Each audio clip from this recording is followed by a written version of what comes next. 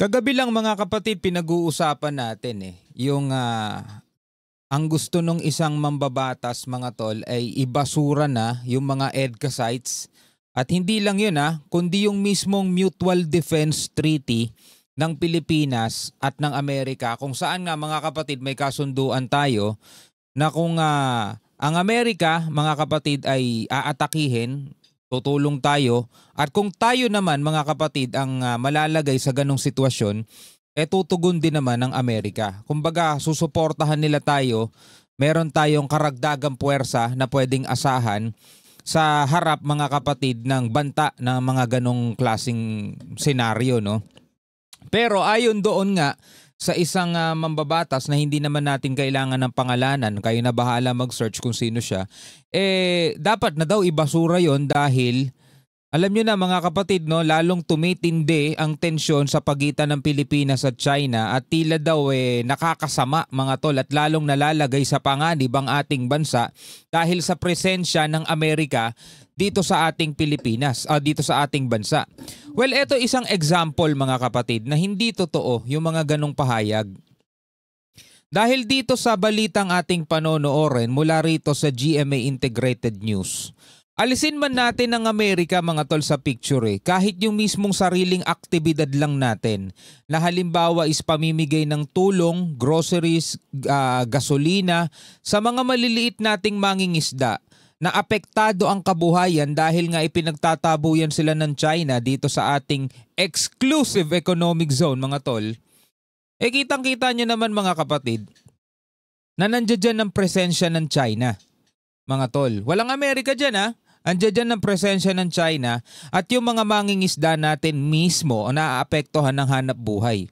Ngayon, kung walang mga bansa tulad ng Amerika o ng Japan, ng Canada, Australia na sumusuporta doon sa 2016 Arbitral Award at ang Pilipinas ay magiging parang isolated na. Kumbaga wala na tayong mga kakampi, mga kapatid. Ano na mangyayari sa ating bansa? Paano natin ngayon poprotektahan ng ating soberanya? Gayong ang Pilipinas ay unti-unting nilalamon din ng mga buhaya rito sa ating bansa. Diba? Mga lingkod bayan na dapat ay tinutulungan tayong lahat. Mga lingkod bayan na dapat nagpapaunlad sa atin. Ang problema mga kapatid, yung perang ibinabayad ng mga mamamayang Pilipino, yung buwis na kinukuha lahat sa atin mga tol, napupunta lamang sa bulsa ng iilan. So paano ngayon yun? Kulang tayo sa sundalo, kulang tayo sa barko, kulang tayo sa lahat ng assets mga tol para protektahan ng ating soberanya. Ito example panoorin natin itong balita mula rito sa GMA Integrated News. Ilang barko ng China nagmasid at bumuntot habang nag-aabot ng tulong ang BIFAR at PCG sa mga mangingisdang Pinoy sa Bajo de Masinloc at Escoda Shoal. Buti nga mga kapatid, hindi na tayo nakaranas ngayon Ito sa pagkakataong ito walang ulat ng mga pangwa-water cannon. Pero normal kasi ganun ang ginagawa nila no? So bago natin ito simulan, huwag mong kalimutan mag-subscribe. Click mo na rin ang notification bell para ma-notify ka whenever na may mga bago tayong reaction video tulad nito. Sa ibang balita, nagmasid at bumuntot ang mga barko ng China sa paghahatid ng tulong ng BIFAR at Philippine Coast Guard sa mga mangingisdang Pilipino sa Bajo de Masinloc at Escoda Shoal. Remember mga kapatid, itong Bajo de Masinloc ay traditional fishing ground ng mga bansa. Hindi natin yan inaangkin. Hindi natin yan tinuturing na eksklusibo sa atin mga tol. Kumbaga mga kapatid, meron tayong karapatan makapangisda dyan. Dahil nga sa history mga tol, yan ay traditional fishing ground ng mga bansa. Kabilang na dyan ang Pilipinas. Malaya tayo dating nakakapangisda dyan.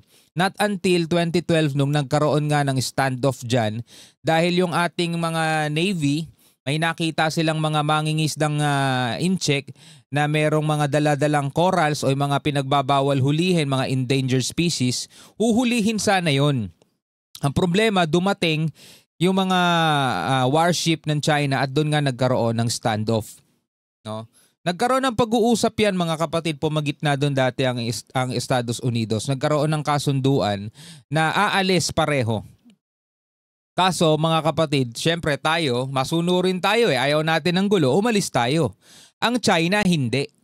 At mula nun mga kapatid, nabakuran na nila yan at hindi na nakapasok yung mga mangingisda natin.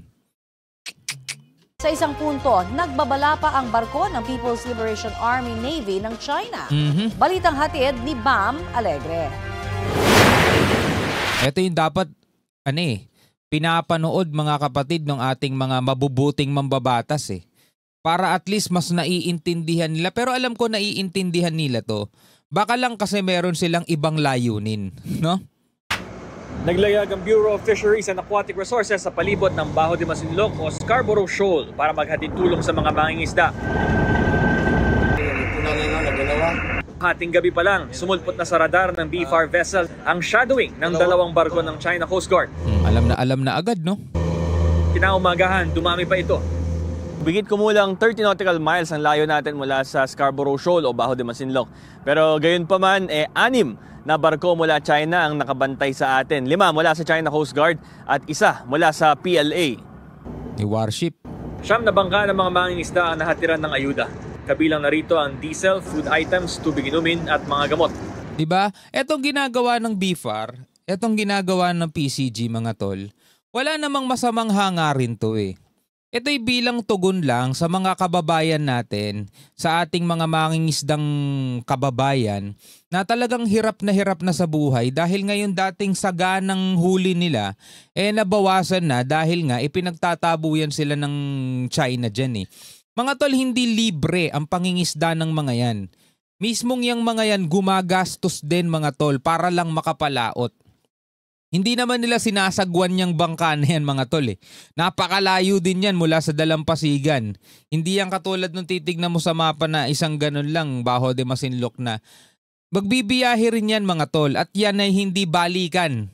Ibig sabihin yung tipong umalis sila ng umaga, babalik sila ng hapon. Hindi ganun mga tol. Minsan inaabot sila dyan ng 1 linggo, 2 linggo, ganun katagal. So dapat may baon silang pagkain at syempre meron silang baong gasolina. Ngayon mga kapatid, kasi nga hindi na ganun kadali makahuli dyan Diba? Tapos papaalisin pa sila ng mga China Coast Guard dyan. Kaya minsan umuuwi silang luhaan Kasi mamumuhunan sila mga tol ng malaking halaga para lang makapalaot ng ilang linggo. Pagbalik nila wala silang huli.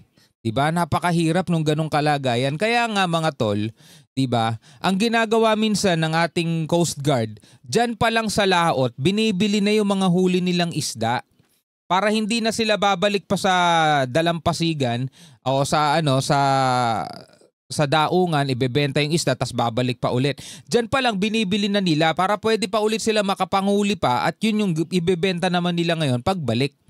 So nagiging parang doble ang kita nila mga tol sa isang palautan lang, di ba?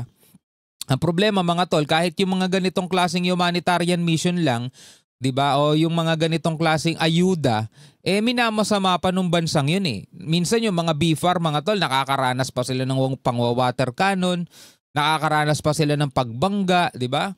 Panggit-git. Kawawa Kawawa mga tol. Tapos yung mga gustong tumulong sa atin, yung gustong sumuporta sa atin, minamasama nung iba. Diba kagabi, kung naaalala ninyo, meron tayong pinanood. Diba ibasura na daw yung Mutual Defense Treaty, my goodness.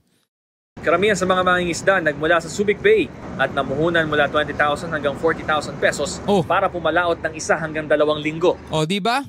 Namuhunan ng 20,000 to 40,000 pesos para pumalaot ng 1 hanggang 2 linggo. Biruin niyo yung puhunan na yun.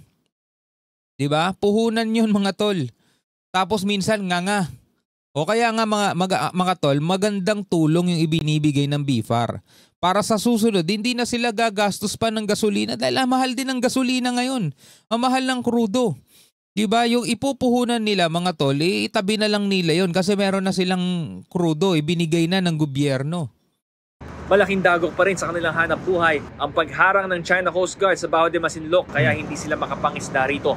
Yung mga ganitong balita dapat ang pinapanood ng mga mambabatas nating mabubuting mambabatas natin Para minsan hindi ko alam kasi mga tol kung talagang bang mahal nila mga kababayan natin, mahal ba nila talaga Pilipinas Hindi kami makapasok basta doon sa malapit sa Calboro po. May limit lang po hanggang 100 nautical miles lang po kami mangingisda po. Malaki pong Perwisyo po, hindi na kami nakakapunta ng Baho de Masinloc, hindi na kami nakakapunta. Tagal na, nung 2012 pa. Nakaharangan na kami, sir. Baka mabangga yung bangka namin. Sa kabuuan, humigit kumulang 100 bangka ang hinatira ng tulong ng BFAR at Philippine Coast Guard sa Baho de Masinloc at Escoda Shoal. 345 grocery packs at 98,000 liters ng fuel oil ang naipamahagi. Sa Baho de Masinloc, isang People's Liberation Army Navy vessel ang nagbigay ng babala kaugnay ng live fire exercise sa lugar. Nako, yan na, paulit-ulit na lang nilang ginagamit yung ganyang klaseng babala. Kasi nakukulitan din sila mga tol eh. At ngayon, hindi na nila alam kung paano nila pipigilan yung ating mga mangingisda, yung ating BFAR. Dahil nga, ginagawa pa rin natin yung ating karapatan, iginigiit natin. Diba? Ngayon, ang panibagong pamamaraan nila para itaboy tayo mga tol is nagbibigay sila ng mga ganyang babala. O, magsasagawa kami ng live fire exercises ha. Diba? Tapos kapag umalis tayo, wala naman. Di naman sila magsasagawa ng ganun. Kumbaga parang ano lang nila yun. Pamamaraan lang nila para itaboy tayo mga tol. Pero pag hindi naman tayo umalis at talagang ginawa nila yun, di may excuse din naman sila. Di ba nagbabala na kami? Nagbabala na kami na may magsasagawa kami ng live fire exercises. Ba't di kayo umalis? O di magiging kasalanan pa rin natin. Diba? Ngayon mga tol, nakaisip sila ng paraan nila para maitaboy tayo. Sa Escoda Shoal naman, pero ang tanong, may karapatan nga ba sila magsagawa ng live fire exercises dyan? Nasa loob yan ng EEZ natin. nagsagawa ang isang PLA Navy helicopter ng low altitude monitoring flight. Hindi nagpatinag sa mga aktibidad na ito ang PCG at BFAR na nagpatuloy sa kanilang joint operation para mamahagi ng supplies. Good job. Sa kabuuan, may 7 CCG vessel at 10 Chinese maritime militia sa Baho de Masinloc. Meron namang 8 CCG vessels at 9 maritime militia sa Escoda Shoal. Mula sa Scarborough Shoal, napakarami nilang barko kasi mga tol. Talo tayo dun. Napakarami nilang barko. Sana marami din tayong barko. Sana matapos na corruption dito mga tol. Alam nyo, ang dami ko nababalita, ang dami ko napapanood ng mga bagong corruption mga tol. Hindi lang talaga sa mga flood control. Kung nanonood kayo ng balita, alam ninyo. Diba? Pati nga mga tol sa militar meron daw gagawing mga barracks, DPWH. Siyempre may mga contractor yon, nasa 15 billion kung di ako nagkakamali. Correct me if I'm wrong. Pero wala, ghost project din daw mga tol. Grabe. Tapos ngayon, inaano nila yung mga body cam na nagkakahalaga ng 800,000 plus isa. Grabe talaga corruption mga tol dito sa Pilipinas. Ano na lamang ang mangyayari sa ating bansa? Napabayaan talaga. Ay nako po. Hanggang sa muli mga tol. Ako nga pala si Shobaldi. Peace out.